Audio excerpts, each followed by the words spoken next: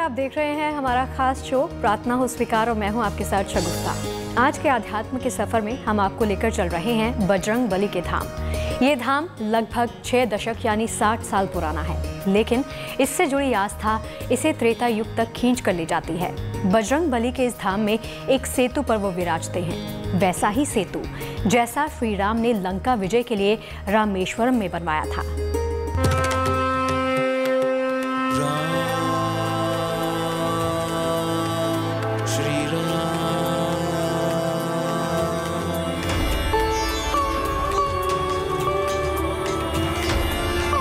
वो दरबार है बजरंग बली का। वहाँ विराजते हैं राम भक्त हनुमान। मंगल भवन अमंगल हारी प्रभु सुदशरथ अचर बिहारी। उस धाम में संकट मोचन हर लेते हैं सारे संकट। रघुकुल रीति सदा चले आई, प्राण जाए पर वचन न जाई। महाबली देते हैं उस दरबार में कल्याण का वरदान। मंगल भवन अमंगल हारी प्रभु सुदशरथ अचर बिहारी। पवन पुत्र पूरी करते हैं हर एक की मनोकामना। राम सिया राम जय जय राम। राम दूत सुनते हैं हर किसी के मन की। जाए पर वचन न जाई, राम सिया। इस दरबार में आकर मन शांत हो जाता है। राम सिया राम जय जय राम। आत्मा सुख की अनुभूति करती है। बल बुद्धि के साथ साथ मारुति नंदन देते हैं विद्या का वरदान। अष्ट सिद्धियों के दाता है रुद्रावतार। जीवन की हर परेशानी से निजात दिलाते हैं हनुमान। महाबली बजरंग बली रामदूत का एक ऐसा ही सिद्ध दरबार बसा है उत्तर प्रदेश की राजधानी लखनऊ में, जहां हनुमान के इस दरबार को कहते हैं सेतु बजरंग बली का दरबार।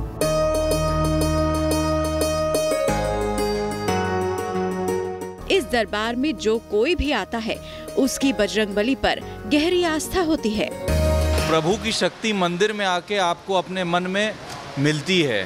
मैं 25 साल से हनुमान जी की चरणों में हूँ। तो मैं इस छवि के हनुमान जी की इस छवि के दर्शन अपने अंदर रोज करती हूँ। मैं पिछले 40-45 वर्षों से आता हूँ, जब से मैंने होश संभाला।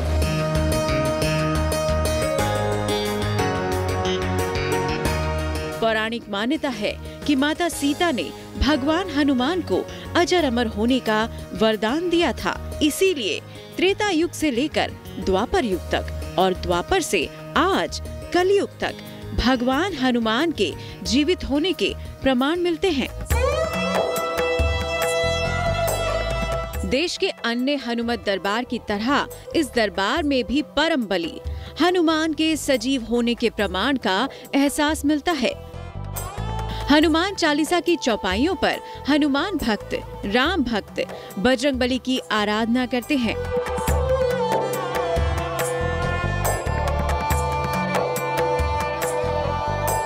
अपने आराध्य का वंदन करते हैं, उनको प्रसन्न करते हैं और अपने मन में मांगी गई मुराद चिट्ठियों में लिखकर बजरंग बली तक पहुंचाते हैं। यानी कह सकते हैं कि अंजनी पुत्र इस दरबार में पत्राचार से भी भक्तों की कामना को पूरा कर देते हैं। लेकिन इस दरबार में दर्शन के लिए आने वाले अनेकों भक्त ये मानते हैं कि हनुमान अंतर्यामी हैं, मन की बात जान लेते हैं। इसीलिए कामना मांगने से पहले ही बजरंग बली कामना पूर्ति का वरदान देते हैं। तभी तो यहाँ आने वाले हर भक्त की जुबान पर यही मंत्र रहता है कि कौन सो संकट मोर गरीब को, जो तुम सो नहीं जात है टारो।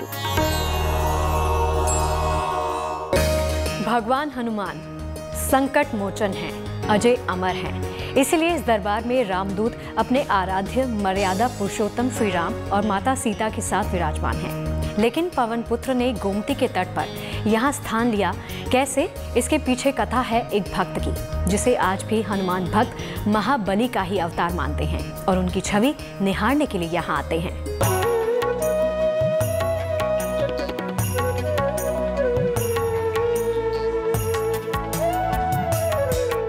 मारुति नंदन सर्व कल्याणकारक है। लखनऊ के हनुमान सेतु मंदिर में सफेद प्रतिमा में बजरंगबली की शक्ति प्राण प्रतिष्ठित है। सप्ताह के मंगलवार की तिथि बजरंगबली को समर्पित है, इसीलिए इस मंदिर में मंगलवार के दिन भक्तों की काफी भीड़ रहती है। मंगलवार के दिन हर भक्त मन में केसरी नंदन को बसाए, आंखों में उनके दर्शन की लालसा लिए इस धाम की ओर दौड़ा चला आता है। मंदिर का गर्भगृह गोमती नदी पर बने पुल से सीधे दिखता है। मंदिर में भगवान हनुमान की करीब 6.5 फीट ऊंची प्रतिमा स्थापित की गई है। गोमती नदी के पुल पर स्थापित ये मंदिर आज भी भक्तों के लिए उतना ही पुण्यदायी है जितना आज से 60 साल पहले था, जब इस मंदिर को बनाया गया था। प्रभु श्री राम के भाई लक्ष्मण के नाम पर बसी लक्ष्मणपुरी आज बदलकर लखनऊ बन गई। इसी लखनऊ में बजरंगबली भक्तों को श्वेत वर्ण में दर्शन देते हैं। मंदिर की स्थापना से जुड़ी कहानी कहती है कि वो दौर 1960 का था। बरसात के दिनों में लखनऊ में गोमती खतरे के निशान के इतने ऊपर पहुंच गई कि लखनऊ के डूबने का खतरा आ गया। तब गोमती पर पुल बनाने की सलाह दी गई, लेकिन गोमती पर पुल बनाना आसान नहीं था, क्योंकि कहीं भी खंबा खड़ा ही नहीं किया जा सकता था। सभी गोमती के प्रवाह में बह जाते थे। तब बजरंगबली के परम भक्त बाबा नीम करौरी ने पुल के इंजीनियर की प्रार्थना पर उसे कहा था कि हनुमान ने तो लंका विजय के लिए अपने आराध्य के लिए समुद्र पर पुल बांध दिया था, तो आप भी हनुमान मंदिर का संकल्प लेकर पुल का निर्माण करें, सफलता जरूर मिलेगी। बाबा जी ने कहा कि देखो भाई, सेतु बनाने में, पुल बनाने में हनुमान जी को महारत हासिल है। उन्होंने वहाँ लंका में बनाया था सेतु मंदिर रामेश्वर। तुम ऐसा संकल्प लो कि मैं एक हनुमान जी का मंदिर बनाऊंगा। उन्होंने कहा मैं अवश्य संकल्प नहीं, मैं आज जब आप कहोगे तो सब शुरू कर दूंगा। तो उन्होंने भूमि लेकर के सरकार से तो ये यहाँ पुल बनाना शुरू कर दिया। पुल और ये हनुमान जी मंदिर साथ साथ बने। पहले उसने हनुमान जी की स्थापना करवाई 26 जनवरी सन 1967 को। उसके बाद जो बसंत पंचमी आई, उसके बाद उसने पुल का प्रारंभ करवाया। बाबा नीम करौरी को आज भी भक्त हनुमान का अवतार मानते हैं और तभी से इस मंदिर को हनुमान सेतु नाम मिला, जहां आज जो भी भक्त अपनी जो भी अर्जी लेकर आता है, कपीश्वर उसे सुनने से पहले ही पूरा कर देते हैं।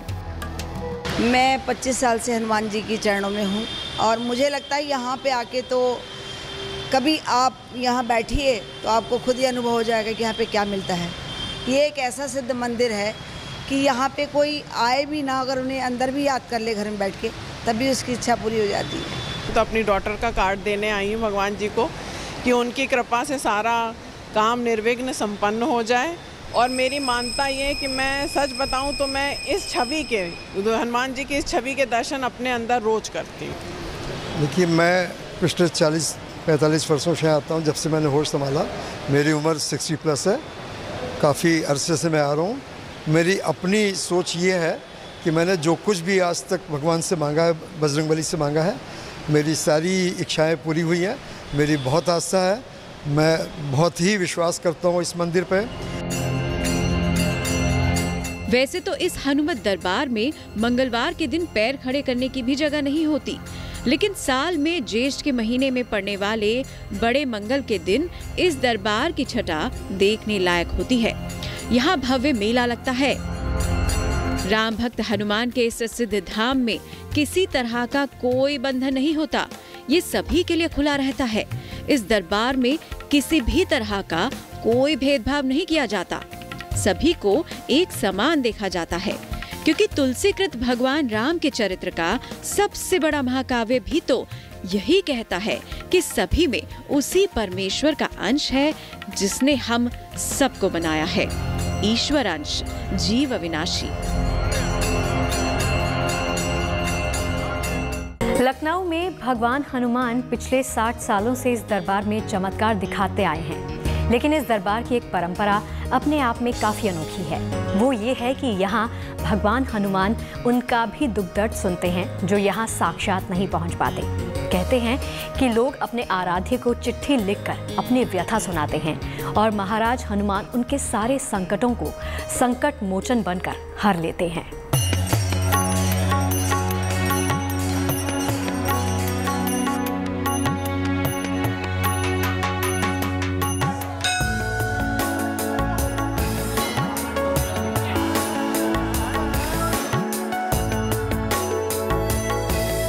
वेदों में साकार और निराकार दोनों पूजा का महात्म बताया गया है,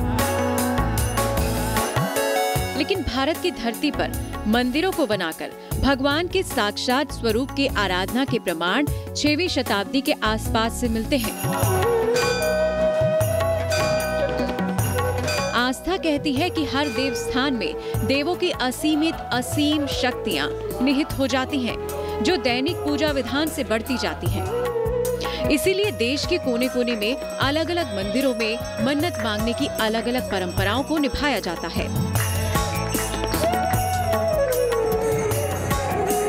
किसी मंदिर में घंटियां चढ़ाई जाती हैं,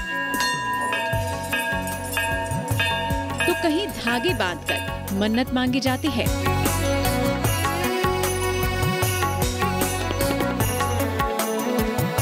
कहीं नारियल चढ़ाए जाते हैं, तो कहीं अखंड दीप जलाए जाते हैं।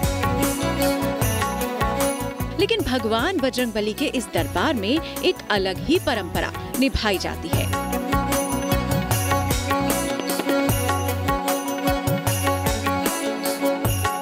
चांदी के मुकुट को धारण किए, चांदी की गदा धारण किए भगवान हनुमान यहाँ भगवान वस्त्रधारी दिखते हैं।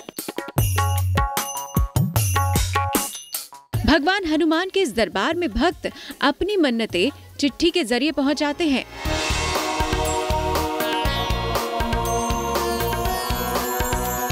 भक्त अपनी व्यथा कागज पर उतारते हैं और उनको मंदिर के पते पर पोस्ट कर देते हैं। बजरंगबली चिट्ठियों में लिखी व्यथा जान जाते हैं और लोगों को उनसे छुटकारा दिलाते हैं।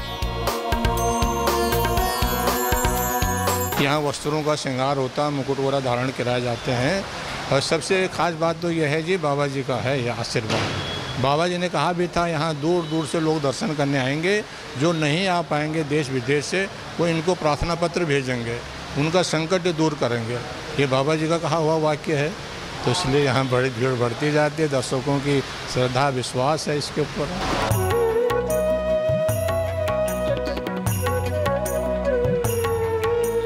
भगवान हनुमान के इस दरबार में हर साल लाखों अर्जियां चिट्ठियों में लिखी आती हैं। रुद्रावतार हनुमान उन अर्जियों को पूरा करते हैं। तो आपको भी अब संकट मोचन से चाहिए अपने किसी संकट का उपाय, तो कीजिए ध्यान हनुमान का और लिख डालिए अपने आराध्य के नाम एक चिट्ठी। हनुमान करेंगे आपका कल्याण। लखनऊ से शिल्पी सेन के साथ bureau report, good news today. तो हनुमत दरबार से वरदान पाकर अब आगे बढ़ते हैं धर्म सूत्र की तरफ।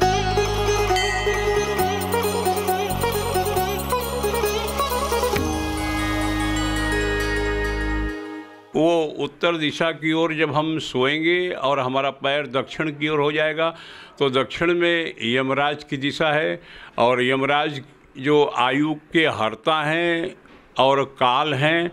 तो जब किसी व्यक्ति का मुख दक्षिण की ओर होता है तो उसकी बुद्धि भ्रष्ट हो जाती है, उसके द्वारा किए गए कोई भी कार्य उचित नहीं होते, वो अनुचित कार्यों को प्रमुखता से करता है, उसकी आयु कम हो जाती है, उसके स्वास्थ्य में निरंतर गिरावट आती है, साथ ही साथ प्रतिकूल प्रभाव उसके जीवन पर दक्षिण दिशा की ओर पैर करके सोने का प्राप्त होता है। तो आज के सफर में फिलहाल के लिए इतना ही, इजाजत दीजिए, लेकिन आप देखते रहिए गुड न्यूज टुडे। नमस्कार।